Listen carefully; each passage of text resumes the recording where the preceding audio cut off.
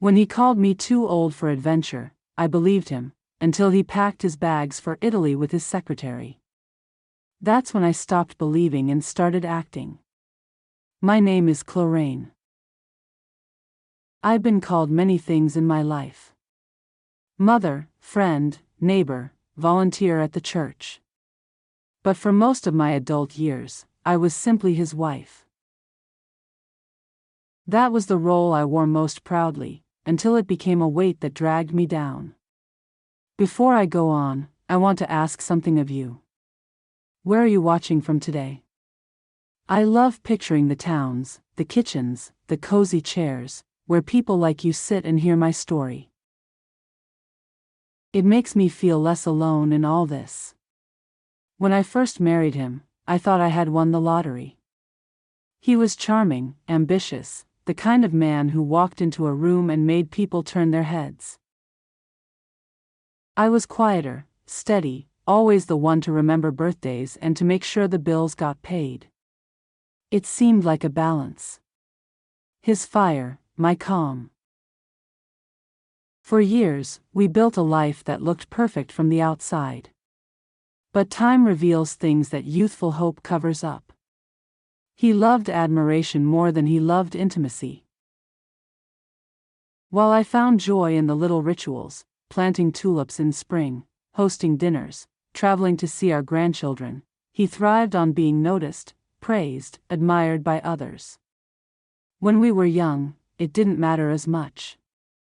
But as we grew older, I began to feel him pulling away, as though my aging face no longer fed his ego. The first real sting came in an offhand comment at a family dinner. I had just been talking about a trip I'd always dreamed of. Italy, the canals of Venice, the vineyards of Tuscany, the art in Florence. I could almost taste the olive oil and wine. And I wanted him there beside me. He leaned back in his chair, smirked, and said loud enough for the table to hear, "Italy's not for the old. Besides, you just slow me down." The laughter around the table was polite, but my heart cracked a little. I brushed it off with a smile. But that night, I cried quietly in the bathroom so no one would see. I told myself he was just teasing. But deep down, I knew it wasn't just a joke.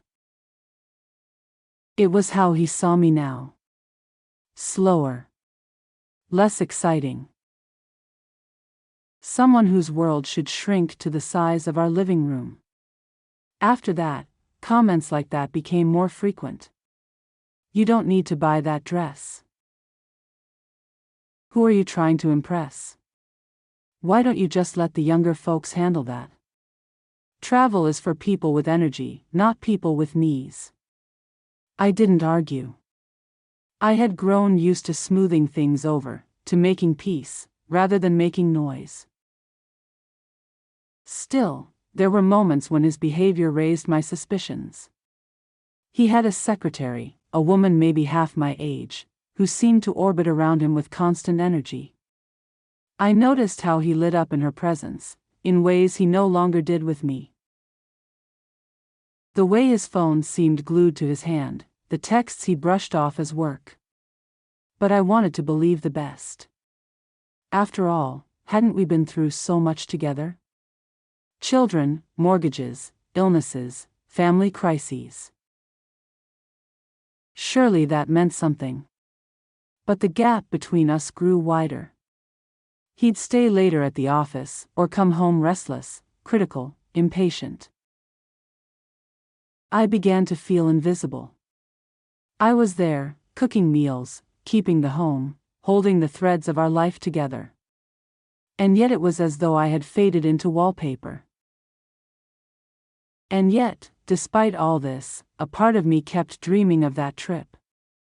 I'd sit with travel magazines, run my fingers over photos of ancient ruins and blue coastlines, whispering to myself, one day, I thought maybe, if I could get him there, if we could just go, we might find each other again. That dream would soon become the turning point of my life. Not because he agreed to go with me, but because of how cruelly he refused. That refusal, I later realized, was the spark that lit everything else on fire. By then, I didn't yet know about Italy. I didn't yet know the full truth about him and that secretary. But the ground beneath our marriage was already shaking, and I was standing on it with my eyes closed, pretending I didn't feel the tremors. The day I learned the truth about Italy, the world seemed to tilt. It wasn't dramatic at first, just a few words overheard, almost carelessly dropped, but it was enough to unravel years of denial. It was a Tuesday, the sort of day when nothing remarkable is supposed to happen. I was tidying the kitchen, folding laundry, doing the 1,000 small things that keep a household running. He walked in with that brisk step he used when he wanted to appear busy and important. He barely looked at me, muttering about schedules and deadlines. Then he said it. "I'll be out of town for 2 weeks. Italy. Meetings. Don't wait up. Italy." The word hit me like a blow. My Italy. The one dream I had clung to, the place I had begged him to visit with me. He said it like it was nothing, like it was as ordinary as a trip to the grocery store. I tried to steady my voice. "Italy. Since when are you going to Italy?" He waved his hand dismissively. "Work. You wouldn't enjoy it. Too much walking. Too much noise. You'd get tired." I stood there, dish towel in my hand, staring at him. His words didn't sting like a tease anymore. They cut like a knife. He didn't even attempt kindness. It wasn't about protecting me or sparing me. It was about removing me from the picture. For the first time, I didn't swallow my feelings. "You always told me travel wasn't practical. You said we couldn't afford it. That it was frivolous.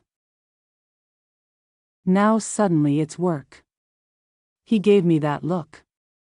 The one that said the conversation was already over. "I don't need to explain everything to you. I have responsibilities. Responsibilities." That word rattled around in my mind for hours.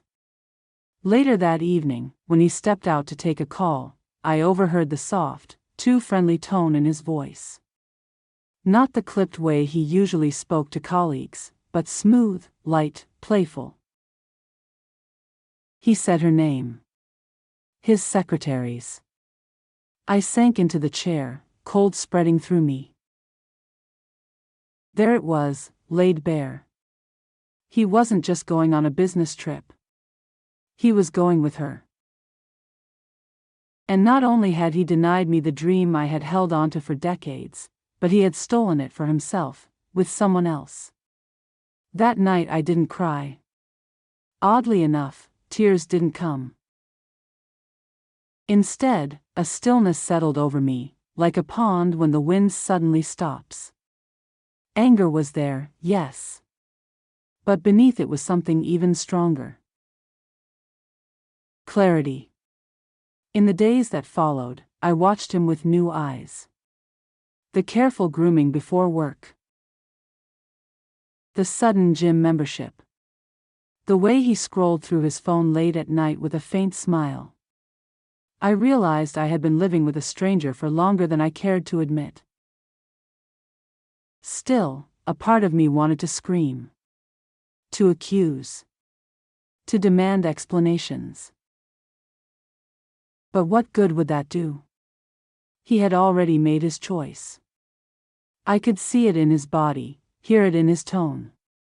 His mind was already in Italy, in cobblestone streets with her by his side.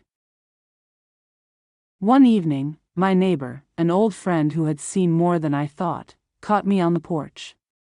"You look tired," she said gently. "Is everything all right?" For once, I didn't plaster on the usual smile. I just shook my head. And she, bless her heart, reached out and squeezed my hand. Don't let him make you small. You've got more strength than you know. Her words stuck with me. Maybe it was because she'd known me before the marriage. Before the years of shrinking myself to fit into his world. Maybe it was because she said it without pity. Just fact. Plain and simple. That night, while he was asleep, I sat in the quiet of the living room. I stared at the travel magazines I'd kept tucked away. The ones filled with dog-eared pages and dreams deferred. For years I had begged him to see me, to share in my hopes. And here he was, about to live them out, with another woman.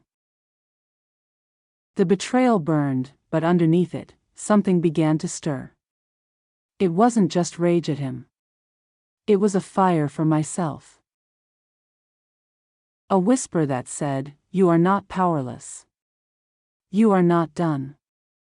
I didn't know exactly what I would do yet, but I knew one thing with absolute certainty.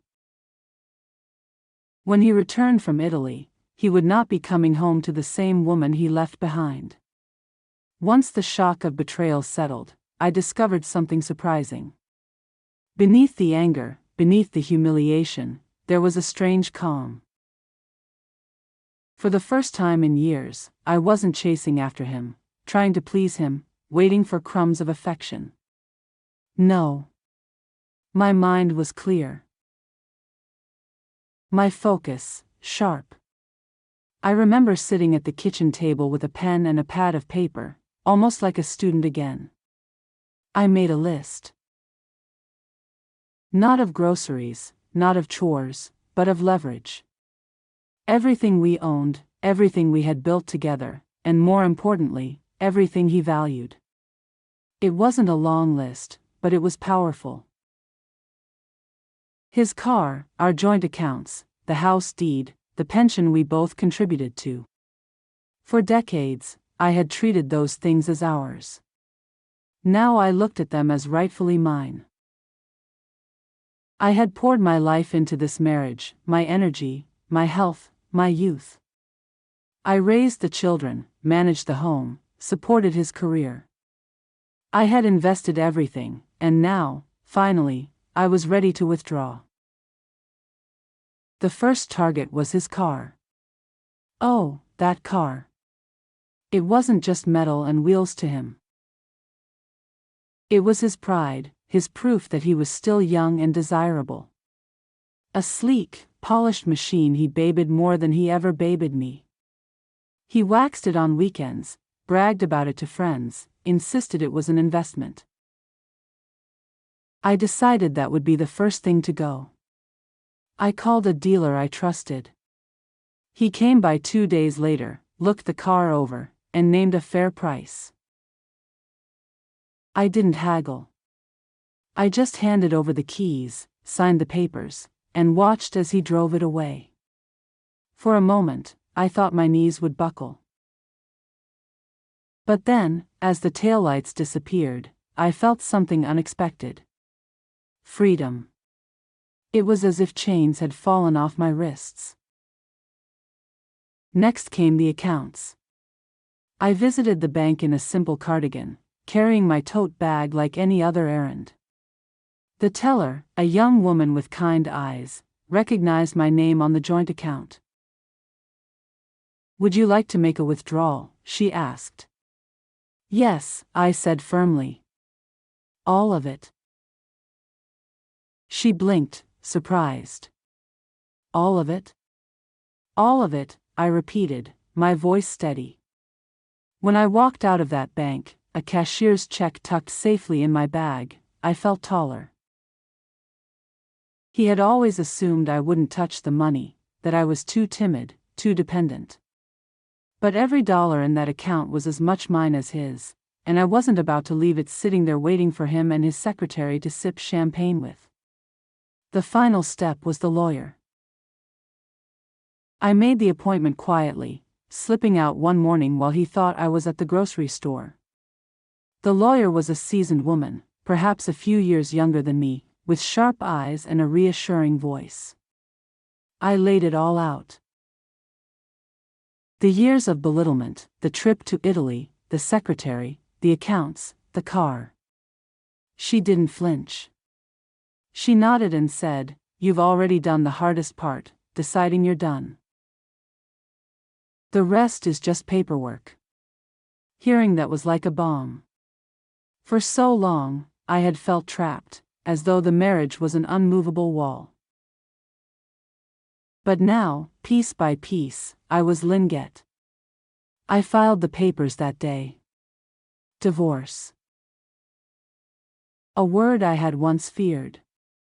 Now it tasted like liberation. Back at home, I carried on as if nothing had changed. Cooked. I cleaned.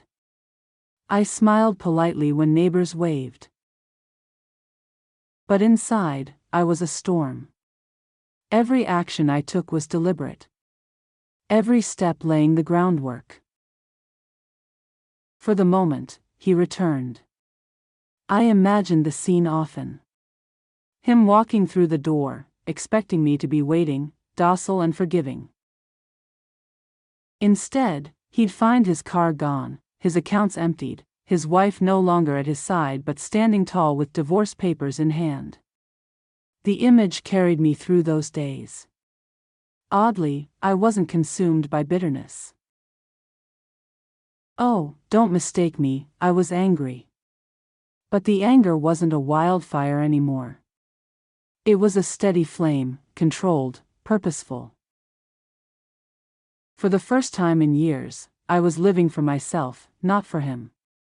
Each night, as I lay in bed alone, I whispered to myself, "He thinks he's in control. Let him. When he comes back, he'll see." And so, while he strolled through piazzas and dined on fine wine with his secretary, I was here, quietly rewriting the ending of our story. He believed I would be waiting, older and smaller, grateful for whatever scraps he brought back. Instead, I was preparing to stand taller than I ever had in my life. The betrayal had given me something unexpected. Permission. Permission to finally stop living in his shadow and claim the life that was always mine to begin with. While he was off chasing sunsets in Rome and whispering to his secretary under Tuscan skies, I lived a very different Italy right here at home. Mine didn't come with gondolas or piazzas, but it tasted just as sweet, because it was my own. The first morning after he left, I brewed a pot of coffee just for myself. No scrambling to make his eggs just so. No rushing to iron his shirts before work. I sat by the window with my steaming mug and let the silence wash over me. Funny thing, what used to feel lonely now felt peaceful. I could hear birdsong instead of criticism. The hum of the fridge instead of his sighs. I started to reclaim my days. Small steps at first. I joined a painting class at the community center. For years, I had told myself I was too busy or too old to start something new. But when I picked up that brush and laid color across canvas, I felt 10 years younger. The teacher, a cheerful man with paint on his shoes, looked at my first attempt and said, "You've got an eye for this." No one had complimented me like that in a long time. Not about appearance, not about usefulness, but about me, my talent. Another afternoon, I went on a day trip with a few friends to a little coastal town a couple of hours away. We wandered the boardwalk, ate fried clams and laughed until our cheeks hurt. For the first time in years, I wasn't glancing at the clock, worrying about being home before he noticed my absence. Freedom, I discovered, didn't need a passport. I also began tending the garden with new energy. That small patch of earth behind our house became my Tuscany. I planted tomatoes, basil and lavender, digging into the soil with bare hands. I imagined myself in Italy, walking through vineyards, and realized I could create beauty right here. Every green sprout that pushed through the dirt felt like a personal victory. Proof that growth is always possible, no matter the season of life. Meanwhile, he called a few times from overseas. The first time, his tone was rushed, distracted. "Everything fine back home?" he asked, as though I were just a caretaker for the house, not his partner of decades. I answered simply, "Everything is fine," leaving out the details of cars sold and accounts emptied. He didn't notice the edge in my voice. He was too busy describing how busy he was with meetings. On another call, I heard her laughter in the background. He tried to cover the phone, but it was too late. My heart didn't break this time. It hardened. If he was flaunting her presence so openly, then he truly believed I was blind, naive, too weak to do anything but wait. The irony was almost funny. He thought I was powerless, while I was already building a new life without him. One evening, I went to the lawyer's office again to finalize some documents. Walking into that office felt like stepping into my future. I wasn't just reacting to his betrayal anymore. I was actively shaping what came next. Divorce papers signed, financial matters underway. Each signature was like a declaration. I am not invisible. I also reconnected with my sister, whom I hadn't visited in years because he always complained she talked too much. We sat on her porch, drinking iced tea, and for hours, I poured out everything I had held inside. She listened, she hugged me, and then she laughed softly. "You've got more fight in you than he ever gave you credit for," she said. That became a theme, really. Rediscovering the fight, the spark, the woman I used to be before I bent myself into the shape he wanted. I realized how many dreams I had quietly shelved. Books I wanted to read. Places nearby I had never explored. Friendships I had let go of. While he posed in front of fountains with his secretary, I was learning to stand in front of mirrors again, looking at myself not with criticism but with compassion. Wrinkles, silver hair, all of it. I earned them. They told a story of survival, of years lived, of strength. I was not too old for anything. If anything, I was finally the right age to stop caring about his judgments and start living on my own terms.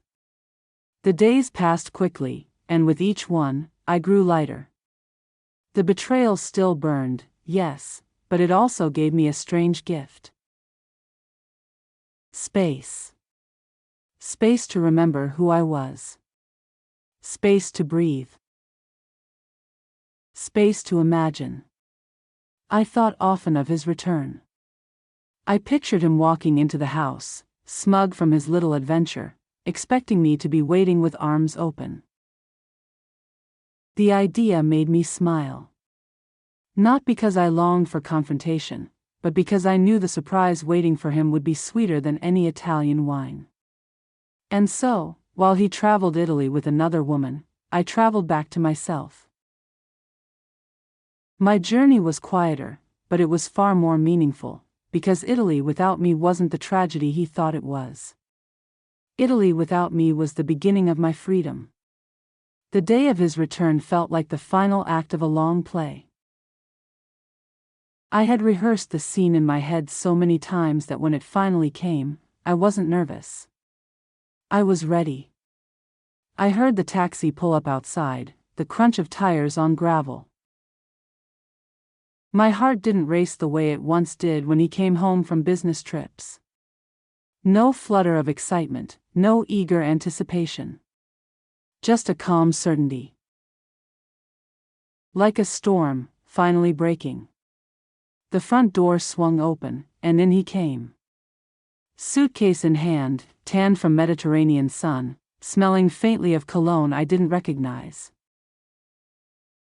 He had that swagger about him, the look of a man who thought he was returning to a life neatly waiting for him, preserved just as he left it. "Well," he said, dropping his bags in the hallway. "Home sweet home." I studied him quietly. The smile on his face, the arrogance in his voice. It was almost laughable. He thought he had pulled off the perfect lie, the perfect escape. But his eyes faltered when he glanced out the window and noticed the driveway. Empty. "Where's the car?" he asked, his voice sharp. "Sold," I said, calm as stone. He blinked. "You what?" "I sold it," I repeated, folding my hands on the table. "It's gone." His face reddened. "That car was worth." "It was worth exactly what I got for it," I interrupted, my voice steady. "And that money is mine now. Just like the accounts. Just like my time, my energy, my future." He froze, stunned. It took a moment for the weight of my words to land. His voice dropped, low and dangerous. "The accounts?"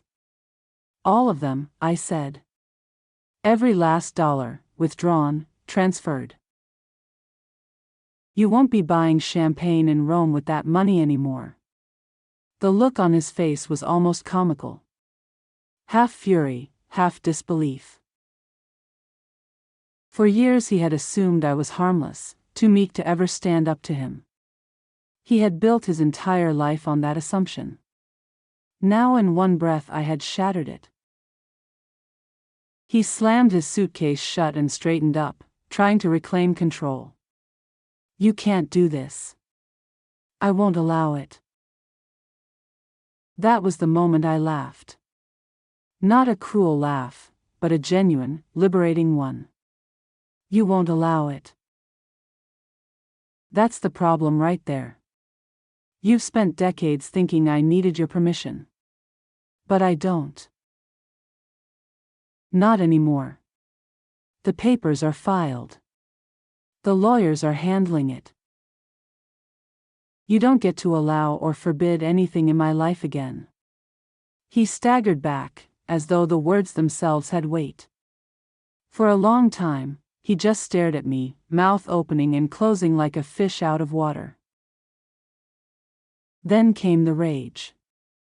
"You ungrateful, bitter."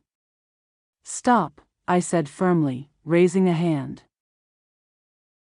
My voice didn't shake.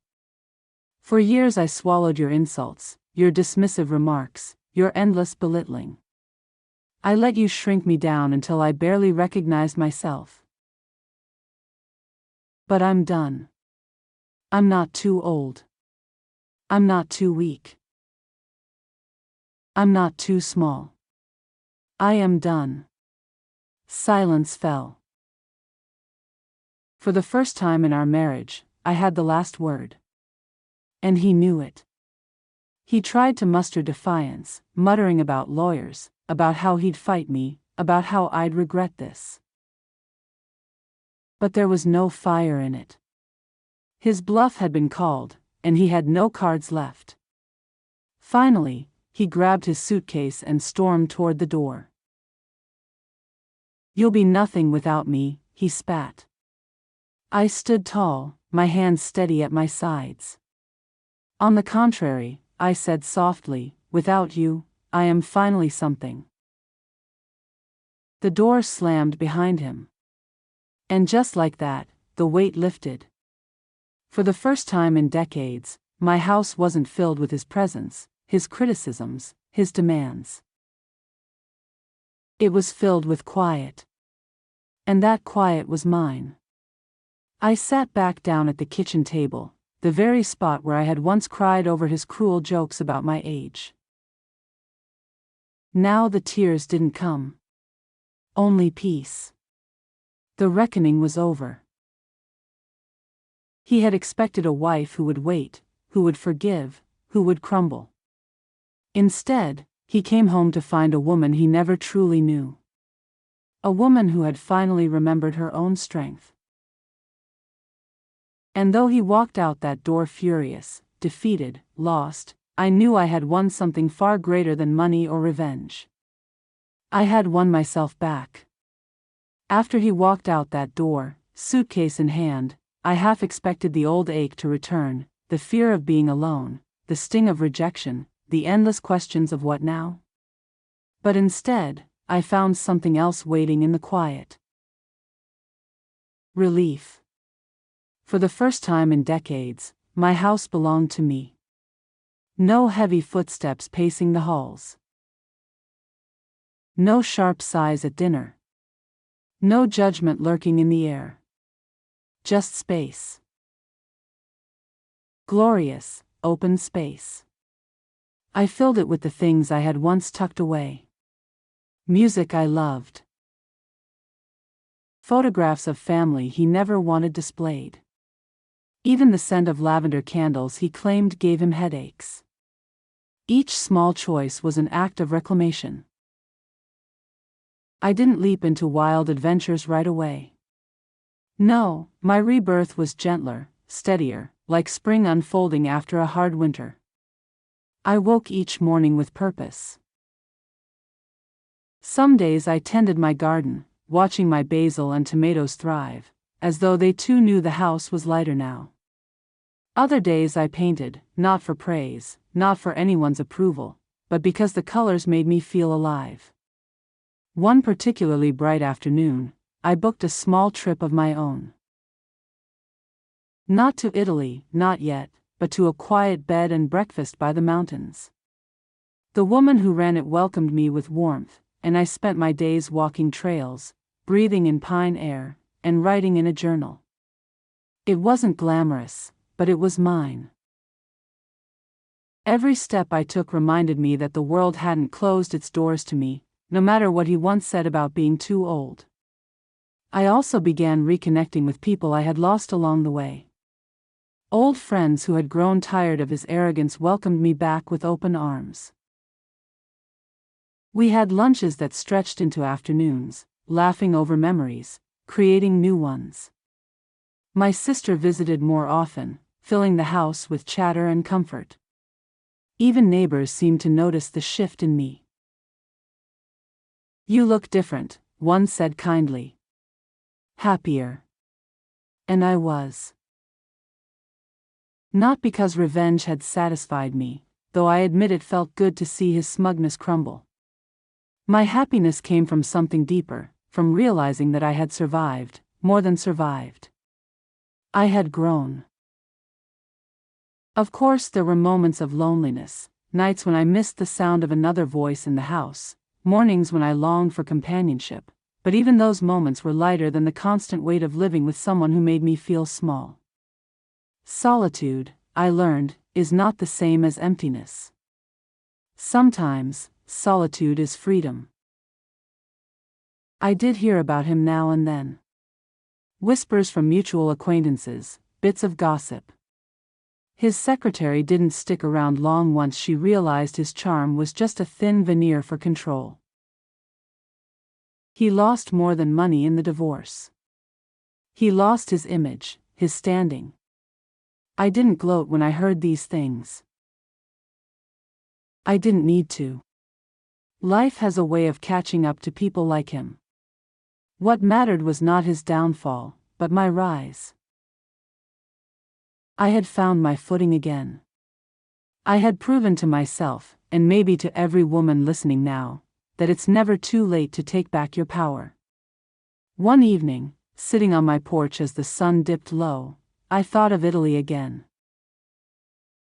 Not with bitterness, not with longing, but with a quiet smile. I realized I didn't need Italy to prove anything.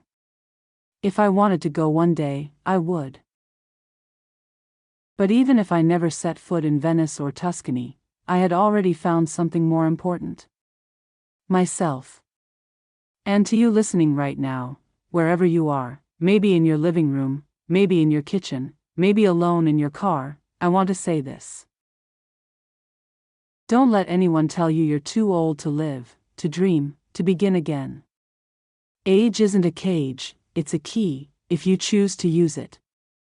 I had spent too many years letting someone else define my worth, but when he walked away, I finally remembered something I should have known all along. I was never too old. I was timeless. So here I am, telling you my story, not as a victim, not as a bitter ex-wife, but as a woman reborn. My husband went to Italy with his secretary. I stayed home, sold his car, emptied our accounts and filed for divorce. When he returned, he found nothing waiting for him. Not his car, not his money, not his obedient wife. And though he thought Italy would be his triumph, it turned out to be mine. Because Italy without me was just a trip. But Italy without him was the beginning of my freedom. Now before I end, I'll ask again, where are you watching from? I like to imagine this story traveling farther than he ever did, reaching more people than his charm ever could. And maybe, just maybe,